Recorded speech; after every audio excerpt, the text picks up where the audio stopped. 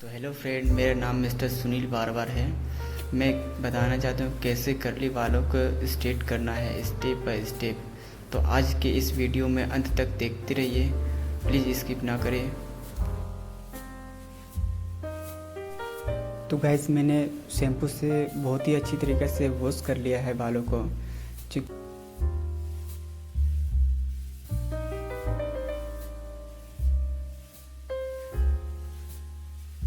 तो गाइस हमको ध्यान में ये रखना है कि बाल के जो जड़ रहते हैं वहाँ पे हमें ड्राई नहीं करने हैं, क्योंकि ऐसे करने से बाल होते हैं ना डैमेज हो सकते हैं और बाल भी झड़ने स्टार्ट हो जाते हैं। चलिए गाइस, तो अब आ जाते हैं स्टेप 1, क्रीम को कैसे अप्लाई करना है बालों पे। मैटिक्स वाली क्रीम को यूज़ करने से बेनिफिट ये होते हैं कि बाल झड़ने के चांसेस नहीं होते हैं और इसका रिस्पॉन्स बहुत ही अच्छा है। तो गाइस मैं बता दूं कि आप क्रीम को अप्लाई करने का रूल ये है कि आप जब भी क्रीम को अप्लाई कर रहे हैं तो स्केल से हाफ इंच छोड़ के ही लेना है, क्योंकि ऐसा करने से होते हैं ना कि बाल आपके डैमेज नहीं होंगे। नहीं तो आप स्केल में लगा देते हैं तो बाल आपके झड़ने स्टार्ट हो जाते हैं।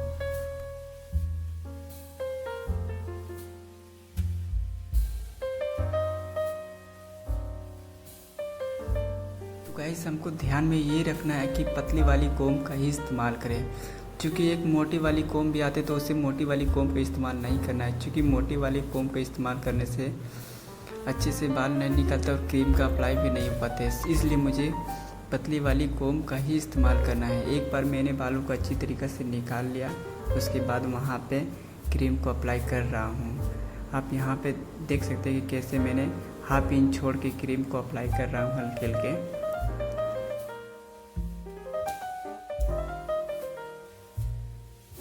तो गाइस मैं बता दूं कि आप जब भी क्रीम को अप्लाई करने के लिए स्टार्ट करो तो पीछे के बालों से ही स्टार्ट करें, क्योंकि ऐसा करने से होते क्या है ना कि बारीकी से मिल जाते हैं क्रीम अच्छे से और स्टेप बाय स्टेप आगे की ओर चल जाते हैं क्रीम को अप्लाई करते हुए।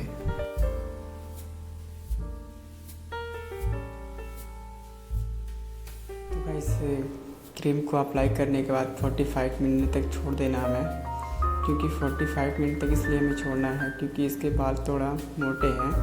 पतले बाल पे हमें 45 मिनट तक नहीं लेना है, कम से कम हमें पतले बालों में कम से कम आधे घंटे तक छोड़ना है। उसके बाद बाल को हमें अच्छी तरीके से विदाउट शैम्पू विदाउट कंडीशनर का वॉश कर लेना है।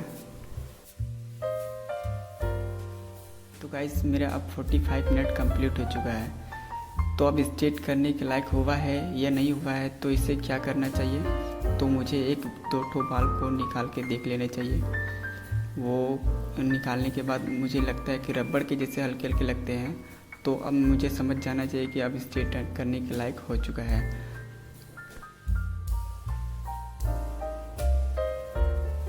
मैंने बालों को अच्छी तरीके से वॉश कर लिया है।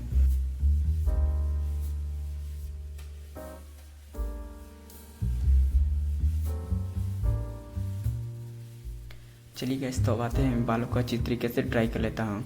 मैं एक बात और बताना चाहता हूँ कि आप अगर बालों को ड्राई कर रहे हैं तो आपके बाल गीले हल्के से भी नहीं रहने चाहिए, क्योंकि ऐसा करने से होते हैं ना कि बाल अगर गीले रह जाते हैं तो आपके बाल पे बहुत ही बुरा असर पड़ता है, यानी कि आपके मशीन भी ख़राब हो सकते हैं और कर्ली बाल भी रह जाते हैं। तो ऐसा नहीं करना है, हमें बाल को अच्छी तरीके से ड्राई कर लेना है हमें बालों को।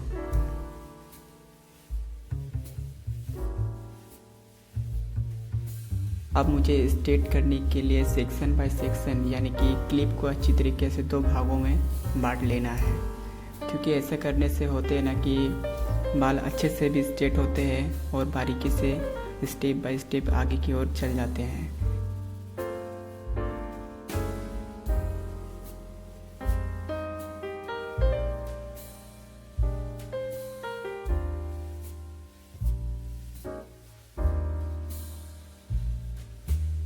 चलिए अब आते हैं स्ट्रेटनर मशीन के बारे में। तो मैं फ़िलिप्स का ही मशीन का यूज़ कर रहा हूँ, बहुत ही दिनों से फ़िलिप्स का मशीन का यूज़ कर रहा हूँ। बहुत ही अच्छा रिस्पांस देखने को मिला है हमें। तो गाइस काफ़ी अच्छा रिस्पांस मिला मुझे इसे मशीन का यूज़ करके, क्योंकि मैं इसे 5 साल से यूज़ कर रहा हूँ। टेम्परेचर हाई लो सभी सिस्टम दिए हुए हैं, यहाँ पे लॉक करने का भी सिस्टम दिया हुआ है। तो मैं फ़िलिप्स का ही यूज़ कर रहा हूँ।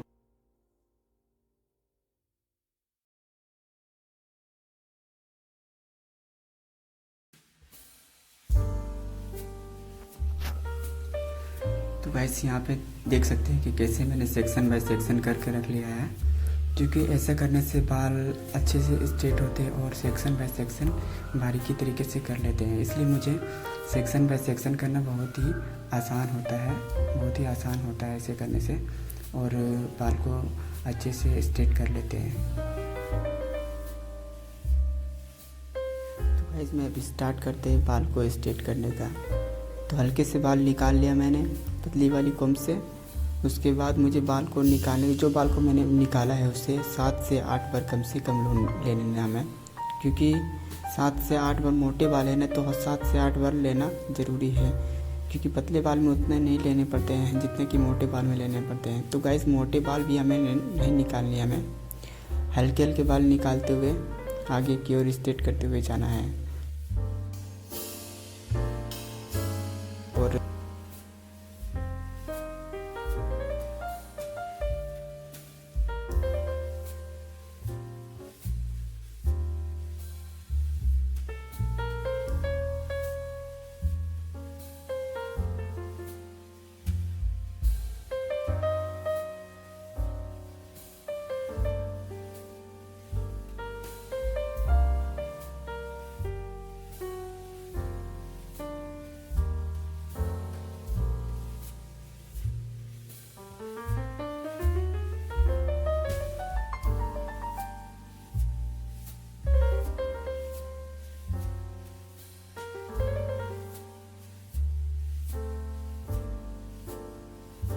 क्लिप को इसलिए लगा रहा हूँ क्योंकि एक बार स्ट्रेट करने के बाद बाल आगे जा भी सकते हैं, इसलिए मुझे क्लिप को लगाना बहुत ज़रूरी है।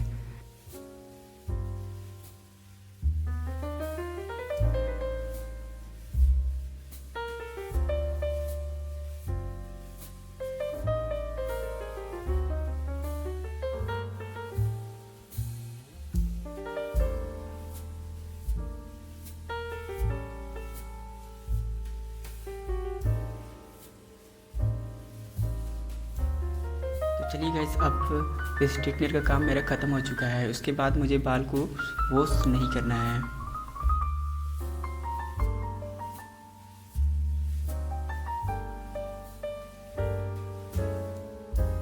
तो चलिए गाइस, अब आ जाते हैं सेकंड वाली की क्रीम को कैसे अप्लाई कर लेना है हमें बालों पे।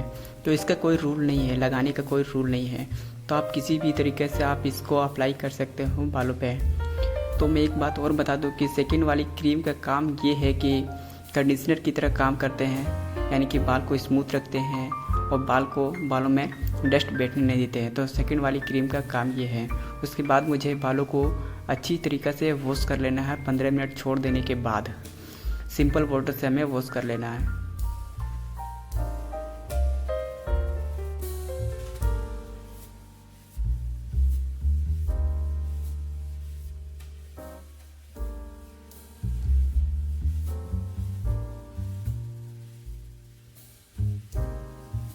तो गाइस, मैंने बालों को अच्छी तरीक़े से वॉश कर लिया। उसके बाद मुझे बालों पे हल्के हल्के ड्राई कर लेने हैं मैं।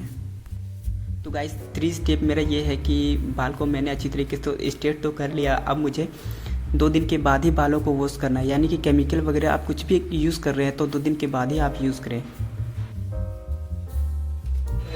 हो चुका है ये मेरा। तो भैया आपको कैसा लगा मेरा हेयर स्ट्रेटनिंग? अच्छा लगा। और भैया का न्यू चैनल है तो इतना मेहनत करते हैं हम लोग के लिए।